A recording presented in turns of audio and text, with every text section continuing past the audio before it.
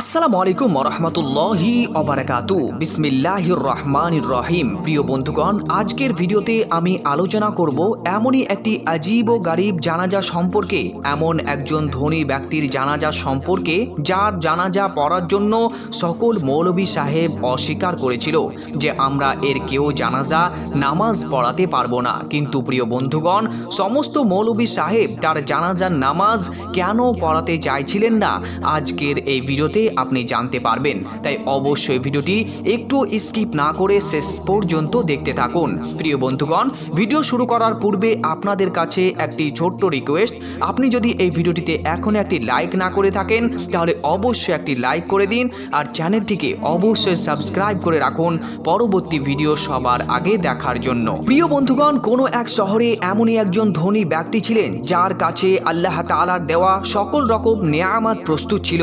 আল্লাহ তাআলা তাকে ধন ও সম্পদ, টাকা পয়সা, মান সম্মান সকল কিছুই দান করেছিলেন। এগুলো ছাড়াও তিনি একজন নেক ইমানদার আল্লাহওয়ালা ব্যক্তি ছিলেন। তার ধন সম্পদের মধ্যে তিনি সকল কিছুই গরিবদের মধ্যে বন্টন করে দিতেন এবং এগুলো সব সময় তিনি গরিবদের সাহায্যের কাজে লাগাতেন। তার একজন পুত্র সন্তান ছিল, তার একদম অপোজিট অর্থাৎ উল্টো ছিল।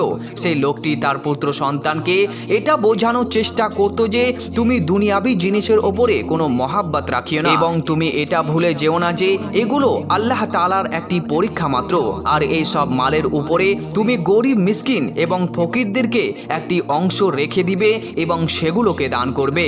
কারণ এমন একদিন একটা সময় আসবে যেদিন এই সব মাল পুরো পৃথিবীতে একাই থেকে যাবে, কিন্তু তোমার সঙ্গে যাবে সেটি হলো তোমার কাফন। প্রিয় বন্ধুগণ, সেই লোকটির পুত্র এই দুনিয়াবি জিনিসকে বেশি প্রাধান্য দিত। সে তার পিতার কোনো কথায় কোনো গুরুত্ব দিত না।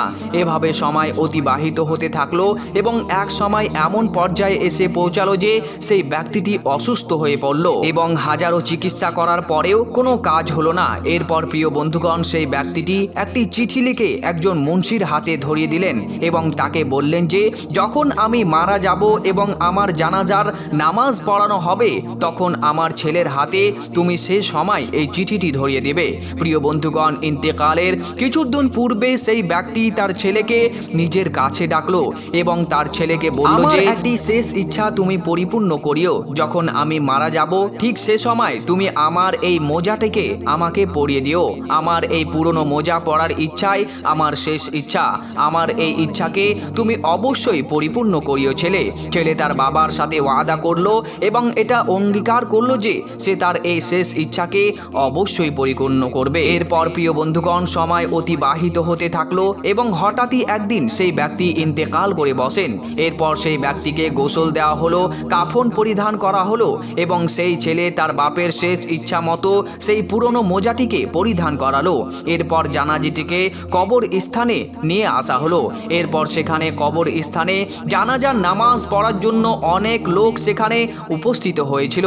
এই শহরের সব থেকে উচ্চ মর্যাদা সম্পন্ন মৌলভী সাহেবকে তার পিতার জানাজার পড়ানোর জন্য উপস্থিত করা হলো। কিন্তু প্রিয় বন্ধুগণ, যখন সে মৌলভী সাহেব জানতে পারলেন যে লাশকে মোজা পরানো হয়েছে তখন সে মৌলভী সাহেব জানাজার নামাজ পড়াতে অস্বীকার করলো এবং সেই লোকটির ছেলেকে ডেকে বলল এটা শরীয়তের খেলাফের পরিপন্থী। এই ব্যাপারে কোনো হুকুম, কোনো আদেশ, কোনো হাদিস কোরআনে কিছুই নেই, তাই অবশ্যই মাইয়াতের পা থেকে মোজাকে খুলে দিতে হবে। তখন সেই ছেলে মৌলভী সাহেবের এই কথাকে কোনো মতেই মানতে চায় না এবং সেই লোকটি এটি বলল এটা আমার বাবার শেষ ইচ্ছা, এটা আমার বাবার শেষ ইচ্ছা ছিল, তাই ইন্তেকালের কিছুদিন পূর্বে যেটা আমাকে সে বলে গিয়েছিল, অতএব তার এই শেষ ইচ্ছাকে আমি অবশ্যই পরিপূর্ণ করব।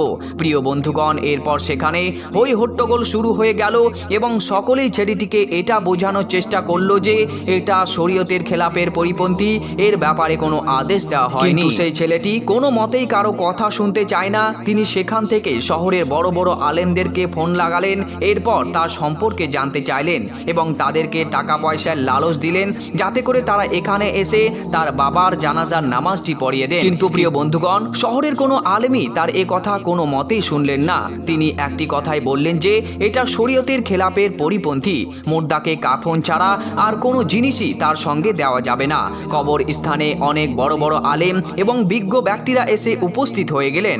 ঠিক প্রিয় বন্ধুগণ, এ সময় সেই রাইসের মুন্সি অর্থাৎ যাকে সেই খাত বা কাগজটি দেওয়া হয়েছিল তিনি এসে উপস্থিত হয়ে গেলেন এবং সেই মুন্সি ব্যক্তি সেই ছেলেটিকে তার কাছে ডাকলেন এবং ওই চিঠিটি যেটা মুন্সিকে দেওয়া হয়েছিল এবং বলেছিলেন যে এটি সে সময় আমার ছেলেকে দিবে যখন আমার জানাজার নামাজের জন্য লোক হাজির হয়ে যাবে। তো প্রিয় বন্ধুগণ, সেই ব্যক্তি ওই ছেলেটিকে দেখে সেই খাত বা চিঠিটি দিয়ে দিলেন এবং বললেন এটি আপনার আব্বা আপনাকে দিতে বলেছিলেন এবং তিনি এটা বলেছিলেন যে এটি আমার ওসিয়ত এবং এটি আপনাকে তখন দিতে বলেছিলেন যখন তিনার জানাজার নামাজ পড়ানো হবে।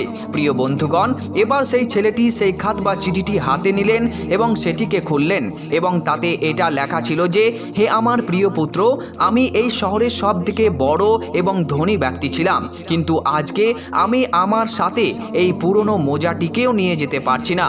আমার প্রিয় পুত্র, আমার সাথে আমার কাফন ছাড়া আর কোনো কিছুই এই দুনিয়ার ধনসম্পদ যাবে না। যা কিছু আমি এই দুনিয়াতে হাসিল করেছি, যে মাল ও ধনসম্পদ সব কিছুই এই দুনিয়াতেই থেকে যাবে। আমার প্রিয় পুত্র, আমি তোমাকে ওসিয়ত করছি, আজকে যা আমি এই পৃথিবীতে ছেড়ে গেলাম এগুলো তুমি নেক রাস্তায় খরচ করবে এবং ধনসম্পদকে নিয়ে কোনোদিন অহংকার করবে না।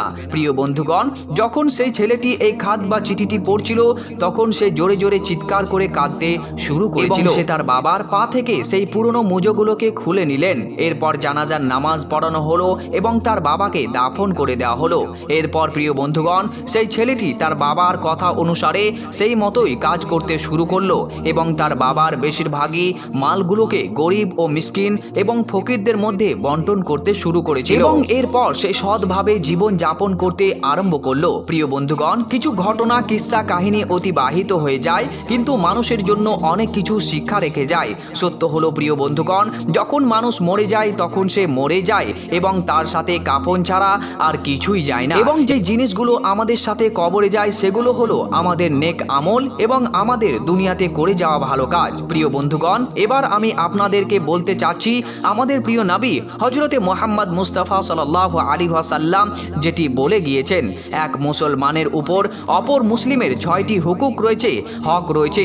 যদি কোনো ব্যক্তি এক মুসলিম ব্যক্তির হককে নষ্ট করে অথবা তার হককে না বুঝিয়ে দেয় তবে সেই ব্যক্তি আল্লাহ তাআলার কাছে গুনাহগার বলে সাব্যস্ত হবে।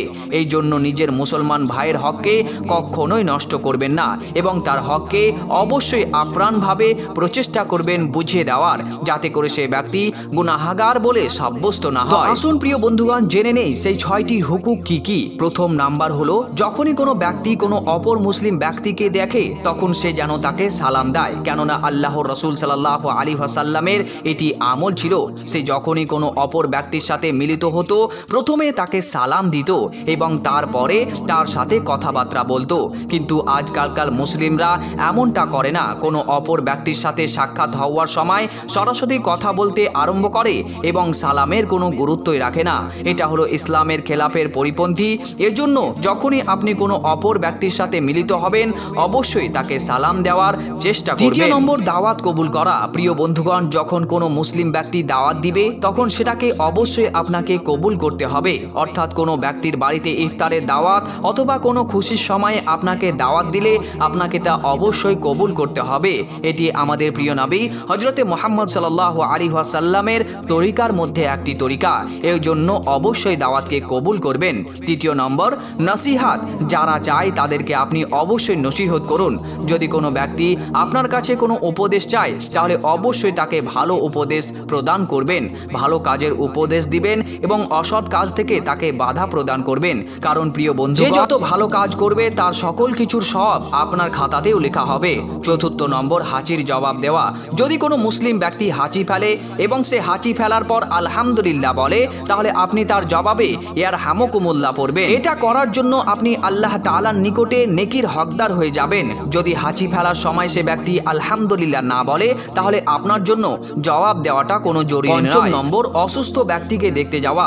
অসুস্থ ব্যক্তিকে আপনি অবশ্যই দেখভাল করতে যাবেন এবং যখনই আপনি তাকে দেখতে যাবেন কোনো খাবার জিনিস সঙ্গে করে নিয়ে যাবেন। এটা করার ফলে ওই ব্যক্তির প্রতি আপনার প্রতি একটি মহব্বত সৃষ্টি হবে এবং সে সব থেকে বড় বিষয় হলো এটা করার জন্য আল্লাহ তাআলার নিকটে আপনি জান্নাতের হকদার হয়ে যাবেন। এই জন্য অসুস্থ ব্যক্তিকে অবশ্যই দেখতে যাবেন। ষষ্ঠম নম্বর, জানাজায় শরীক হওয়া। যদি কোনো মুসলিম ভাই এবং বোনের ইন্তেকাল হয়ে যায় তাহলে অপর মুসলিমের জন্য এটা জরুরি হয়ে যায় যে অবশ্যই তার জানাজার নামাজে সে যেন শরীক হয়। কোনো জানাজায় শরীক হওয়া কোনো ব্যক্তির দোয়াকে আল্লাহ পাক রব্বুল আলামিন কবুল করবে কেউ জানে না। এই জন্য প্রত্যেকটি মুসলিম ব্যক্তি জানাজার নামাজে অবশ্যই শরীক হবেন। প্রিয় বন্ধুগণ, এখান থেকেই বোঝা গেল যে একটি মুসলিমের ওপর অপর মুসলিমের 6টি হক রয়েছে, যেটি আমাদেরকে অবশ্যই পরিপূর্ণ করতে হবে। এই 6টি হককে পরিপূর্ণ করা কিছু আলেমদের মতে ওয়াজিব, আবার কিছু আলেমদের মতে মুস্তাহাব, কিন্তু হাদিস পাকের সনদ মোতাবেক বোঝা যাচ্ছে যে এগুলো ওয়াজিবের দরজায় পৌঁছে গিয়েছে। এই জন্য এই 6টি হককে অবশ্যই আদায় করার চেষ্টা করবেন।